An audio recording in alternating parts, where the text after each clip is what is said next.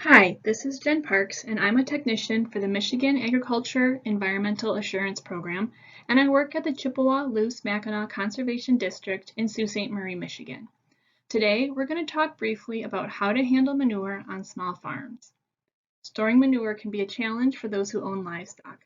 What should a person do with all this accumulation that occurs on a daily basis? Along with manure, bedding for livestock builds up quickly. For many, manure and bedding is a problem, but it can also be a resource of nutrients for your own farm management on your farm and for others in your community. I am frequently asked for recommendations of places where people can get manure, especially well-composted manure, that is less likely to have seeds of grasses and weeds that people don't want in their vegetable gardens or their flower beds. For smaller farms, there are several acceptable ways to store manure. It's important to note that for all of these, that manure storage locations should be moved, at a minimum, at least once a year, unless the manure is stored on an impermeable surface such as concrete. Manure bedding is full of nutrients, which eventually sink into the soil and can contaminate water and even drinking water wells. So either moving manure or storing it on an impermeable surface is really important to protect water quality. It's a good idea to think about storing manure in a place that's convenient for access as you're cleaning out your livestock housing areas. You'll want to think about the location of your well and store the manure at least 150 feet from your drinking water well. Also consider your neighbors. Is the manure storage pile or storage structure visible to your neighbors? It's recommended to store manure at least 50 feet from property lines and at least 150 feet from non-farm homes. Also consider wind direction and odor and its effects on those living downwind of a manure storage area. The most common farm complaints are related to odors. In our area of the Eastern Upper Peninsula, snow and the spring melt are also important to think about. Also consider, will you be able to access this location in the winter? What does the storage area look like in the spring when the snow is melting? You want to avoid stockpiling manure in areas where spring snow melt flows through. With those important caveats out of the way, let's dive into 3 common manure storage systems.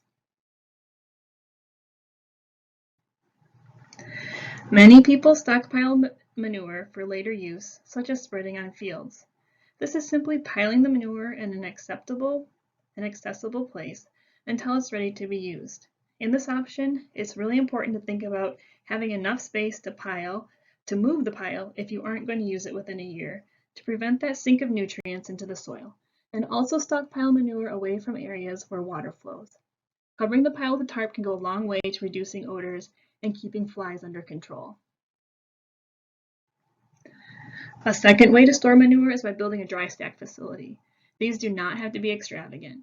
What makes a dry stack facility is an impervious floor, often of concrete, and 3 walls to contain the manure. You will want to make sure the floor is big enough and the walls are high enough to create enough storage capacity for the manure. The walls also need to be strong enough to handle the pressure created by the stored manure and when using equipment to load and unload the manure. Again, in our area, winter conditions should be considered, including the heave that can occur during the freeze-thaw cycles, which can damage the concrete or other solid base of a dry stack facility.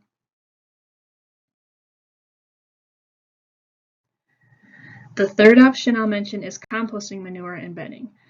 Well-composted manure is highly sought after by gardeners and could bring in some additional revenue to your farm. It does require more management, however. As the manure and bedding breaks down, it will heat up. This heat process kills pathogens and unwanted seeds, and odors are reduced. Piles need to be moved or turned on a regular basis to promote airflow and continue the decomposition process. There are a few other considerations when it comes to manure storage. One is to keep clean water clean. This means locating your manure storage area away from places where clean water is flowing. An example of this would be off of your roof or runoff across the landscape. Also, treat any dirty water. Any liquid that flows out of a manure storage area likely contains a concentration of nutrients. This flow can be addressed by directing it through a vegetated area called the filter strip. The vegetation will uptake those additional nutrients in that dirty water. Finally, don't store manure on or above a steep slope, especially when water is in the area, as nutrients will flow downhill during rain or snowmelt events and contaminate the water. Further information on manure storage and composting can be found online at Michigan State University Extension, Natural Resources Conservation Service, or by contacting a MEP technician at your local conservation district. My contact information can be found here, and I also recommend that you visit our website at www.clmcd.org, which is full of lots of great information on natural resources.